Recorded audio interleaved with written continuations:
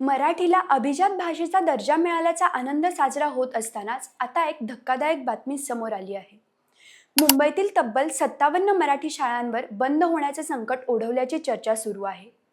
पण नेमकं कारण काय आहे? चला जाणून घेऊया. पण त्याआधी सत्ता मंच या यूट्यूब चॅनलला सबस्क्राईब करा आणि इन्स्टा पेजला फॉलो करायला विसरू नका. मिळालेल्या माहितीनुसार शालेय शिक्षण विभागाच्या संच मान्यतेसंदर्भातील नियमांमुळे मुंबईतील अनेक मराठी माध्यमांच्या शाळांवर संकट निर्माण झालं आहे. कमी पटसंख्येमुळे तब्बल 57 मराठी शाळा बंद होण्याच्या मार्गावर असल्याचं सांगितलं जात आहे. शिक्षक संघटनांच्या मते या परिस्थितीचा परिणाम केवळ शाळांवरच नाही तर हजारो शिक्षकांवरही होऊ शकतो.